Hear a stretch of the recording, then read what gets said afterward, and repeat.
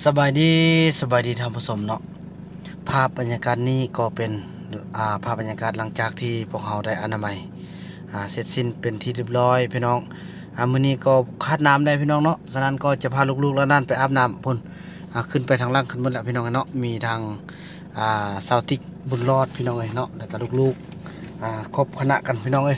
ก็จะได้ไปอาบน้ำกันบุญยงอาบน้ำแล้วก็จะพากันออกตลาด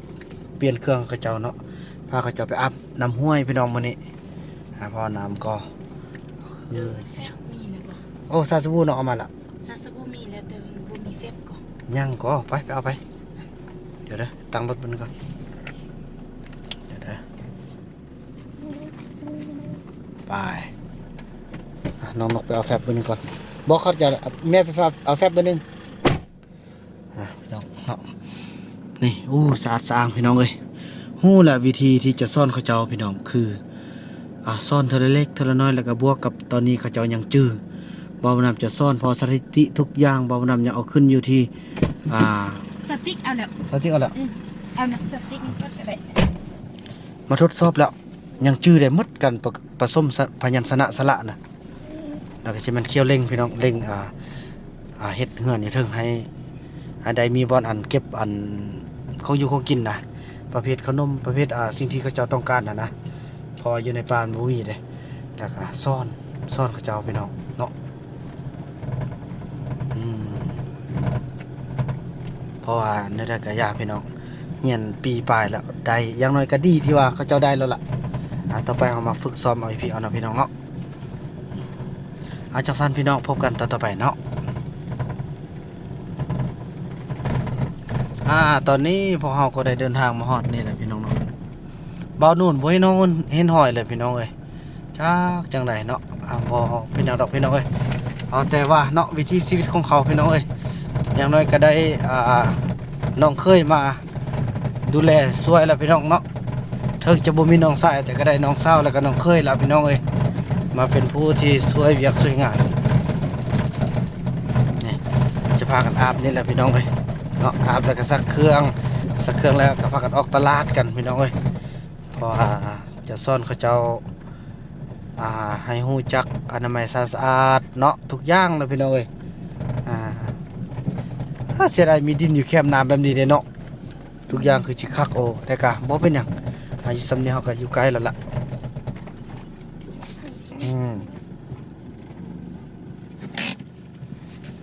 ไปมานี่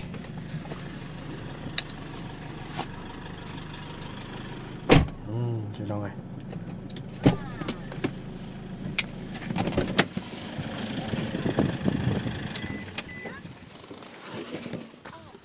อาบน้ำกันพี่น้องเนาะโดยโอ้อันนี้มันบอกบอลพลูมักบอลลินน่ะย่าเขาลงไปอาบอันอยู่ฮาดพุ่นเนาะหรือว่ารถเขาลงไปพุ่นใดบ่บ่ลงเลยเนาะซ้ำนี้ก็ได้แล้วมอแล้วเนาะโอ้ก็ตัวลูกไปก่อนอาพี่ไปดิมันเลิกดิลูกบ่มันบ่มีบนปลาเครื่องนะลูกปลาเครื่องกันเลยบ่มันขี้ซ้ายลูกอ้วยพุ่นน่ะนั่นดอดนั่นพุ่นนะลูกโอ้นกบ่ที่เขาเจ้ามักมาอาบนี่ลูกนั่นดอดน้อยนะสบายดีบ่เนาะกินนี่มีขี้ซ้ายเนาะติ๊กเนาะใหม่นี่พี่น้องเป็นตู้เป็นตาขนาดเลยโดยทงมือผู้เดือ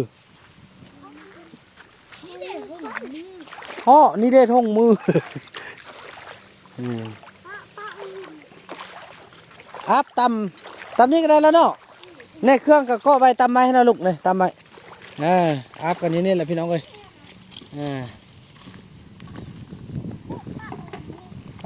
ขักเด้แต่ว่าบุญรอดเนี่ยอาบนี่แหละนำกับบุญเลิกหรอกบุญเลิกดอกเห็นอะไรวะเห็นอะไรวะลืมคงจะบุเป็นอย่างเราแวบเดียวนึงพี่น้องพากันอาบน้ำจังซี่ละ พี่น้องจังสันเนาะพี่น้องเนาะพบกันตอนต่อไปพี่น้องโดยลูกพี่น้องแล้วเนาะการอาบน้ำก็ถือว่าสำเร็จกันละพี่น้องเอ้ยโอ้พี่น้องมีความสุขแบบย้อนยุคเลยพี่น้องอาบน้ำตามห้วยพี่น้องเอ้ยผู้ใดได้เคยผ่านจุดนี้เนาะอยู่ที่ประเทศลาวเรายังช่วง30 ปีที่แล้วพี่น้องแบบนี้แหละพี่น้องเอ้ยเนาะมาอาบน้ำอยู่แคมป์น้ำแคมป์ท่าจังสิแหละถ้ามีความสุขกันเด้พี่น้องเอ้ยเอาน้ำขุ่นออกเนอะสาธิตก็อาบน้ำให้ลูกแล้วเรียบร้อยหมดแล้วเนี่ยไอ้ยกซักเครื่องเลยซักเลยลูกโอ้โหเนี่ยน้ำขุ่นออกหมดแหละแค่ที่กรมพันวาเนาะบ้างอันน้องซีแคนมาอีพ่อเจ้ามาบ่อยากอีพ่อพาไปซื้อขนมไปขี่รถไปขี่รถไปมาขี่รถขี่รถมาไปเก็บขี่รถเนาะนี่คนพาไปขี่รถเนาะนี่แล้วก็ท่าแม่ซีแคนบนนึงเนาะนี่แม่ซีแคนบนนึงก่อนว่าโอ้พี่น้องเอ้ยเนาะเนี่ยเพิ่นก็สร้างซีแคนเด้พี่น้องเอ้ยสาวติ๊กนี่พัฒนาตัวเองแล้วเด้พุ่นเนาะนี่แหละพี่น้องเอ้ยโอ้คักสาวติ๊กซีแคนเป็นแล้วนี่ก็แควข้าวโดยเก่งคนลูกอัพหมดแล้วเนาะนี่หอน้ำขุ่น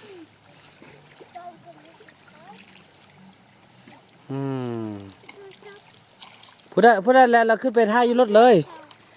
พูดได้แล้วเลยเพื่อเสื้ออีมึง เสื้ออีมึงใส่คู่ลูกตอนนี้กำลังอะไรเนาะพูดได้แล้วก็ขึ้นไปท่าอยู่รถเลยใส่ลูกจ้อมเลยเครื่องลูกเด้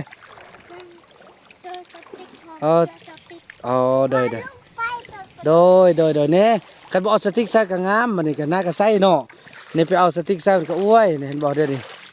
น่าก็เริ่มงามแล้วโอ้ยส่งกับเปียกพี่น้องบุญรอดจุ่มไปขึ้นไปท่าอยู่รถเดินขึ้นไปท่าอยู่รถเลยเด้อ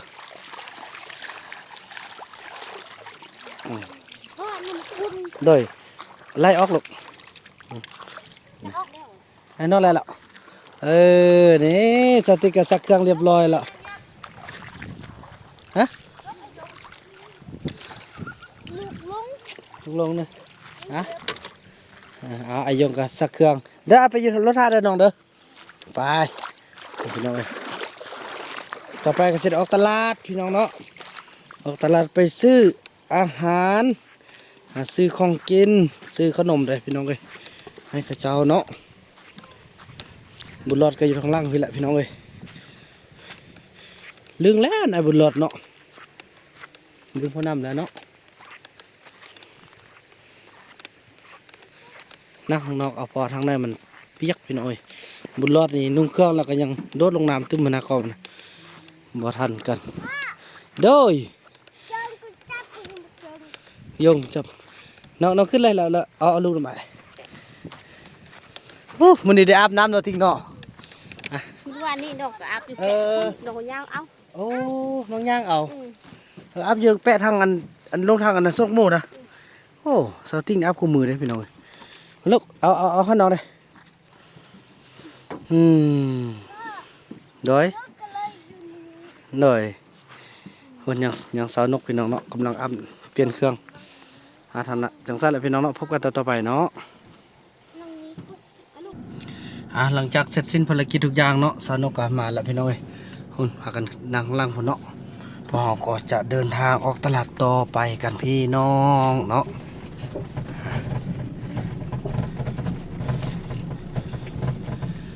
จังสั้นเลยพี่น้องพบกันต่อไปเนาะถือว่าตอนนี้มาแวะเอาไอ้บุญมีจะมาเฮียนปลานมพี่น้องเนาะต้นเว้นจอมก็อยู่ทางในเต้าก็อยู่ทางในยงอยู่ทางนอกจะไปแวะน้ำไหลแล้วเขามาหนาวนึงเอาน้ำไหลมันหนาวจริงเลยจริง จึงจะจึงจึง ไปอันนี้แวะซื้อข้าวนม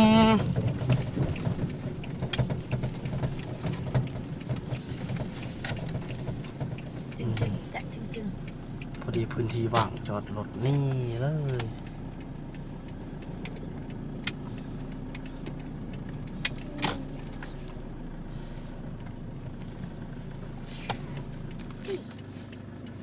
ไปเอ้ยอย่าไปลองทางนั้นคอยเบิ่งเด้อ กินนมบ่ไอ้เนี่ย อืม กินนมนี่เนี่ย บึม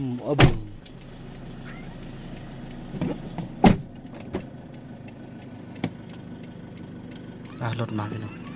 โอ้รถมาแต่ฝั่งไทยเอาได้นี่นี่วิ่งมาแต่ฝั่งไทยเลยนี่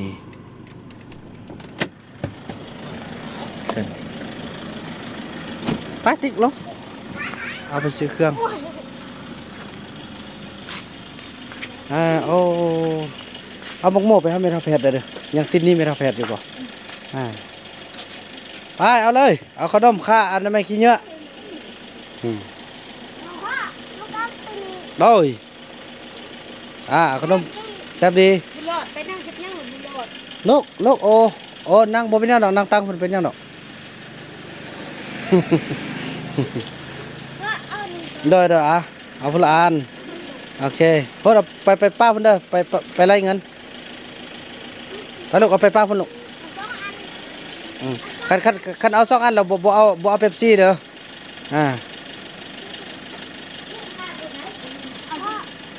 โดยเอา2อันก็เอาเอาเลยเอา2อันไว้โดยโอเค ไปเลือกเครื่องเต้นมัน เน่ มันเราไปเลือกเครื่องแต่ง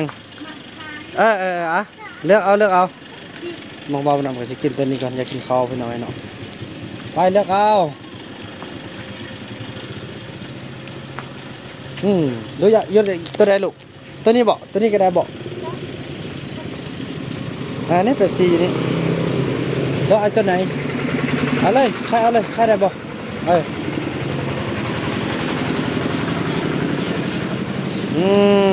อ้าวพุ่นไปย่องให้ลูกไปย่องพุ่นย่องเอาติ้มบ่เอาไหมเป๊ปซี่บุญรอดลูกบุญรอดดีไหมดีไหมลูกดีไหมมาให้ติ๊กน้อยอยากได้ยังแผ่นเพิ่นเนอะไปเดี๋ยวเอาไปเลือกให้โอเคเหลือกี่ได้ตัวนั้นเลยอันไว้เท่าดุนนะเท่าดุนนี่ใส่เนาะบ่ทำเจ้าของหันก่อนเดี๋ยวพอไปทำให้เอาย่อไปของพ่อของมันได้เลยย่อไปของพ่อของมันลูกยองนี้ ย่องนี่เต้าลูกบ่เอาอันเป๊ปซี่เด้เอาบ่เป๊ปซี่พอเอาให้เอาติ้มก็ได้มันหน่อยบุญรอดได้ลูกเอายังลูกบุญรอดได้ เอาตื้นอย่างหนึ่ง เนาะโอเคลูกไปตั้งไปพุ่นไปรายเงินของพ่อของมันบ่รถบ่ไปเถอะลูก ไปเพื่อนบุญรอด แล้วน้องติ๊กเดี๋ยวเอายังเอาไหมค่ะอัน เอาลูกน่ะ น้ำก้อนปั่นเป็นเสด็จน้ำก้อนปั่นโอ้น้ำปั่นน้ำปั่นนะซาวติ๊กเด้อโอ้คนก็สร้างกินตัวแซ่บได้พี่น้องเอ้ยน้ำปั่นเพิ่นเปิดใส่เบอร์ L แล้วพี่น้อง XL บ่หรือเบอร์ L XL เนาะคุณใหญ่เลย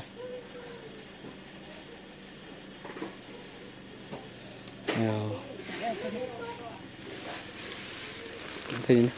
อันนึงกับเขาเนาะจอบกับเจ้าเฮ็ดเวียกพี่น้อยเนาะโอเค XL โอ้ซาวติ๊กนี่กินของแซ่บเลยเนาะไปพี่น้องเพิ่นไล่เนาะอันนี้เขาอีบุญรอดอันนี้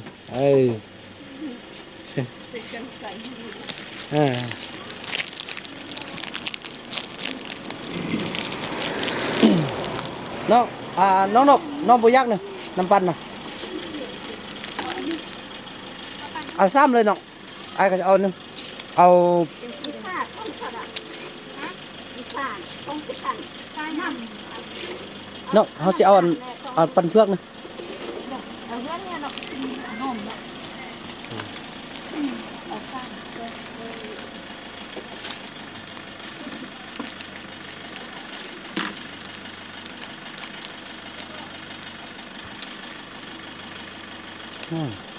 นดีมันลุกมันนี่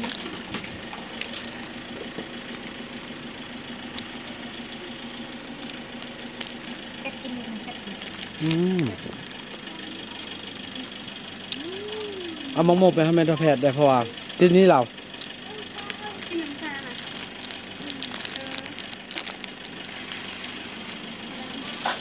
ห้าน่ะ ตะกล้องวะอันนี้อันนึงจ้ะบอกใส่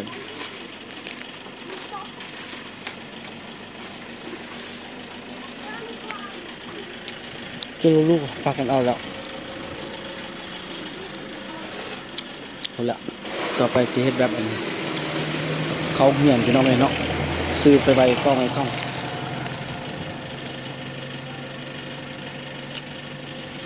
นี่แหละลูกเฮ็ดเวียกแล้วก็ได้กินขนมมันเฮ็ดเวียกได้บ่ดีนะอีพ่อไปเฮ็ดแล้วก็ได้กินตลอดเนาะ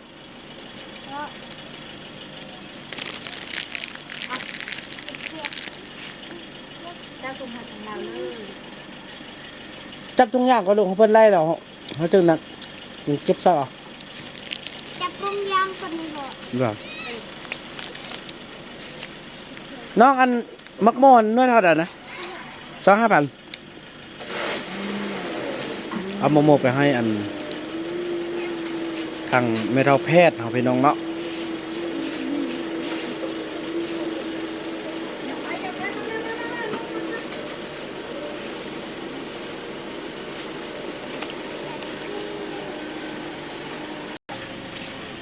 ถือว่าตอนนี้สำเร็จไปแล้วพี่น้องเอ้ยโอ้โหโถนมจนย้อยพี่น้องเอ้ยไม่ค่าเฮ็ดน้ำนมย้อย นมเข้มข้นพี่น้องคุณน้อยอนามัยเพิ่นมาอนามัยให้อะไร มันเป็นอย่าง นมฟังนมร้อนอันนี้ว่าเรียบร้อยแล้วบ่น้องโอเคเอาติ๊กเอาเลยเอาบ่ละทงเอาน้อง ขอบคุณค่ะ ติ๊กไล่เลยน้อง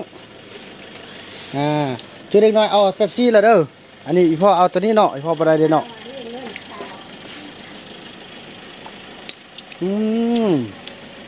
สมซื้อติ๊กยักษ์แท้เด้อพี่น้องแซ่บบ่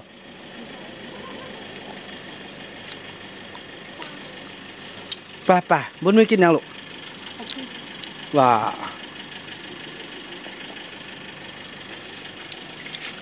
ตอนนี้ทางแม่ค้าเขากำลัง ไปลูกนะ กินอะไร ร้อน บางอย่าง ไป พากันขึ้นเลยไหมได้ละเพิ่นชื่อแล้วล่ะมักโม่2หน่วยน้องมักโม่2หน่วยแล้วก็ขนมอันนั้นข้าวจี้อันนึงกินละ อันคนน้อยๆค่ะ อันนั้นเท่าไหร่ บุญรอดเอาเนาะ ไอ้ขนมเมื่อกี้เด้อเนาะ ดอกอ่ะเฮ้ยใส่จม ใส่น้ำจอมละ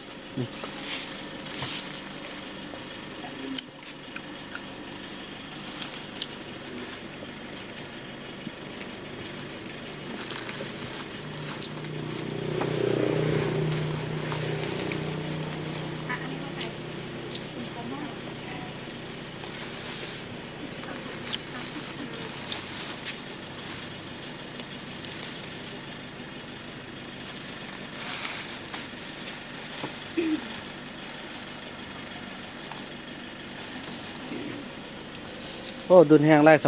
ำเย็นไล่ตอนนี้กำลังชิดไล่แล้วพี่น้องเลยภูมิใจที่เขาเจ้าออกให้งานมานี้พี่น้องเนาะ360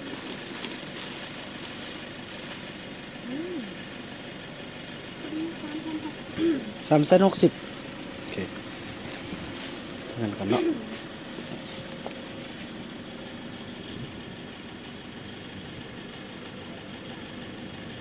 360,000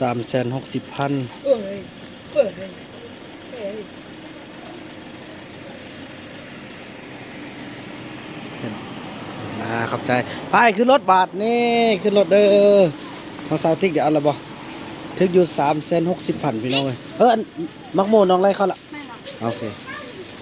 พี่น้องพี่เอาแม่น้องเรื่องนั่นเด้อบุญรอดเบิดอีพ่ออุบไม่ได้เลยให้แม่อุบก็ได้ให้แม่อุบขึ้นเลยก็ได้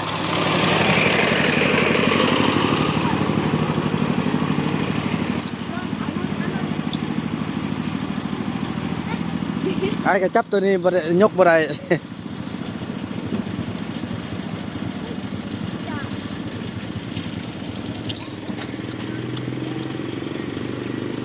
ดังดีๆเด้อนี่เห็นบ่มันเห็นเวียกก็ได้เนาะอันนี้ก็ไปให้ทางอัน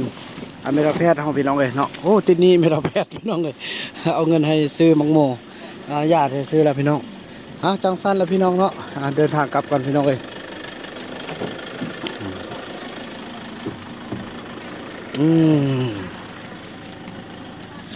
สำเร็จภารกิจพี่น้องเลยเนาะมื้อนี้ก็โอ้ยดีใจฮู้ทิศทางที่ว่าเขาเจ้าเฮ็ดเวียกเฮ็ดงานเนาะ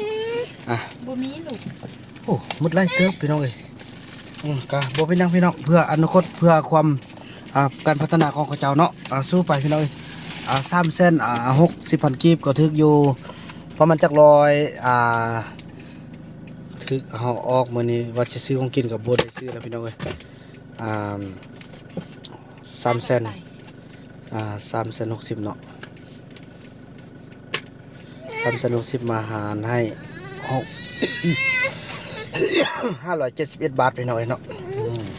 ถึง500ปลายพี่น้อยจังซั่นเลยพี่น้องขอบคุณทุกท่านที่เข้ามารับชมคลิปวิดีโอนี้แต่จนจบเนาะหวังว่าจะมีทุกท่านกดไลค์กดแชร์เบิ่งโฆษณาให้บ่าวบ่นำเพื่อเป็นกำลังใจเนาะแล้วก็เพื่อเป็นการสร้างรายได้เพื่อมาช่วยพัฒนาเผ่าตองเหลืองแล้วก็พัฒนาตัวบ่าวบ่นำแล้วก็ช่วยกันสร้างเอาบุญกุศลช่วยคนทุกคนยากจังซี่แหละพี่น้องเนาะขอบคุณทุกท่านคลิปนี้บ่าวนำขออนุญาตจบคลิปกันซ้ำนี้ก่อนแล้วพบกันใหม่ในคลิปต่อไปพี่น้องเอ้ยคลิปนี้บ่าวนำขอกล่าวคำว่าสบายดี